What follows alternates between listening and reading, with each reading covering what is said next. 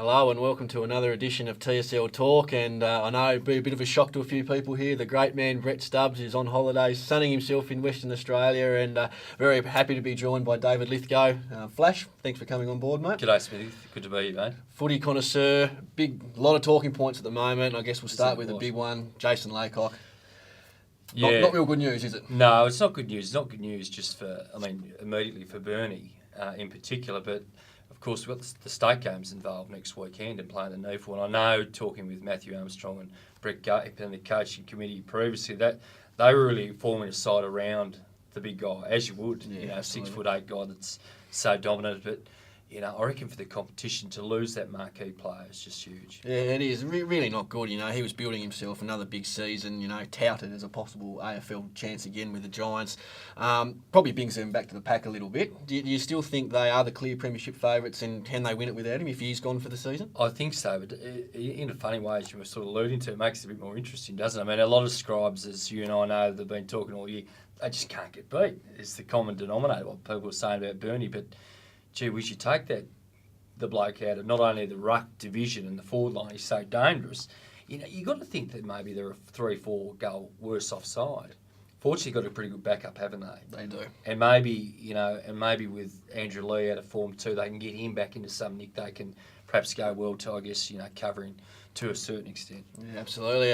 Probably the other big talking point from the weekend was South Launceston's first trip south against Lauderdale, and had their first loss of the season against a Bombers side that's been a little bit inconsistent, but probably produced their best performance of the season. Yeah, I went down there. Gosh, it was horrible conditions, got to be honest. And I must confess, I'm not a huge fan of watching footy at Lauderdale, but when it's a howling gale and freezing as it wasn't great. But I tell you what, they were pretty committed, Lauderdale, from the first bounce. Darren Winter, I think he knew it was a statement day too for Lauderdale Footy Club, because they've gone backwards, and we all expected another development as we've seen the last couple of years. They put the foot down really early and just nullified. South have been superb. The second half, I thought South were pretty good. They had a bit of a crack, and they actually got back to about 18 points with that, 6-7 minutes to go, and they looked a little sniff, but a couple of quick goals, they snuffed it out. Look, I think South are a pretty good side. They're tall. Yep. That's the first thing I noticed, having not watched them closely this year. But it's a big game this week now. We talk about South going 6 or 7 on the trot, and then Clarence with a head full of steam. I know we're going to talk about them next. That's a big game on the weekend up at Youngtown Oval. Yeah, absolutely. Clarence, of course, did what they liked against North Hobart. They're starting as well to come into some really good form. Cameron Thurley probably winding back the clock a little bit and getting into his best. And Jeremy Webberley, if he can shake these ankle injuries and a few little niggles he's got, probably really starting to stamp some class as well. They go to Youngtown, and yeah, this is a real big game for the Westfield Cup, of course, too. Yeah, no doubt about that. And what we know about Clarence too, that they look like, I reckon early in the season, there was a few blokes that looked a little bit underdone for mine. But having Jones, Webberley, and now Thurley starting to roll and get into some form, they look dangerous, because I reckon they've got 3 guys there, probably in the top 7 or 8 mids going around. So collectively, we know what Russell de Groot's doing, which has been terrific from the first game. We saw him against Laycock earlier in the year. They look like they're actually coming together quite nicely. And Launceston's the other one, isn't they? They only beat Hobart the other day, and we say that in all due respect, but they look pretty clean. Yeah. So it's good to see Lonnie and Clarence, sort of the powerhouse the last 3 or 4 years, just starting to get a bit of momentum coming, which is good for the comp. They're rolling. The ladder's starting to take shape. I think you look at Bernie and South Launceston at the top, and then you've got these 4 or 5 sides on 3-4 wins. And, Bernie and Launceston this week again, without Laycock, Launceston will probably give themselves they'll be a big chance. Might be missing a few Mariners boys, but, you have to, at home, big chance, aren't they? Definitely, Adam. I'm going up to that game. I'm really looking forward to seeing it, because I reckon Launceston are going to, like we talked about Lauderdale this week, they're going to set themselves, because I think they would need, Brendan Savage, the new coach there, would be really keen for a scalp. And they get an opportunity here, and they're going to use the Laycock omission, to their fullest. And I reckon, Nathan O'Donoghue and Laycock have had some great battles over the years, haven't they? So O'Donoghue's going to look at it as an opportunity here for him to, stamp his authority. He looks like he's starting to get back to a bit of touch too. You mentioned about the under-18 guys, the Kolodashian twins won't be there, of course, which is a big loss. Cade's a star. There's no doubt about that. But Bernie too, Eli Templeton obviously won't be available. There'll be a couple others as well. So I'm actually looking forward to this game. I reckon the 2 games up north, South Launceston and Clarence as well at Youngtown the same day, are absolute cracking games of footy. I'll be out at North Hobart on Saturday. We've got North Hobart hosting Glenorchy.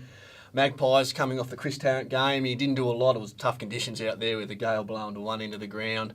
He kicked his 3 goals, but was well shaded by his Devonport opponent there.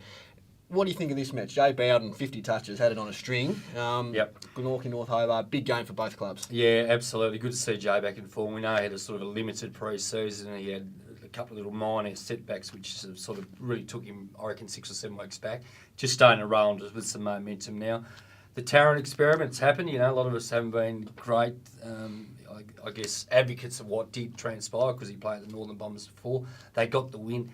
What did it achieve? I'm not sure. Probably just a shed full of dough is probably the only thing. And then I guess nowadays we can't sledge a club for wanting to, financially be secure. But that's finished. Let's have a real good look at Glenorchy because that's a big game. North Hobart too, just starting to.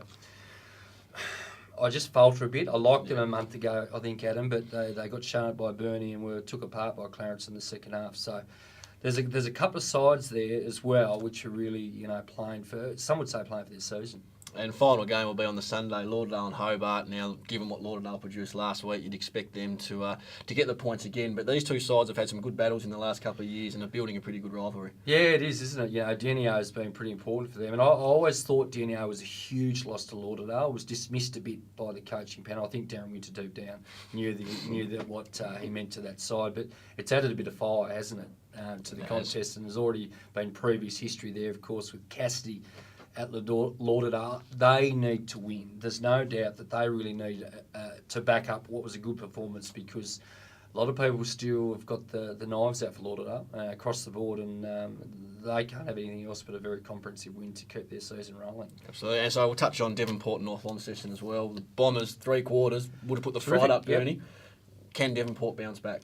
I don't think so. I like North Lonnie. Yeah, I like them a lot. I think they're not that far behind South Lonnie as far as their development. Smithy, I've watched them only once this year, looking forward to catching them again shortly. They're very young, aren't they? Yep. And they've had such a good grounding with the under-18 stuff the last few years. It's going to kick in eventually, and I think I like what they're doing down there. And it's good, isn't it? South and North are sort of getting back to a bit of form of yesteryear, and it makes the competition really good.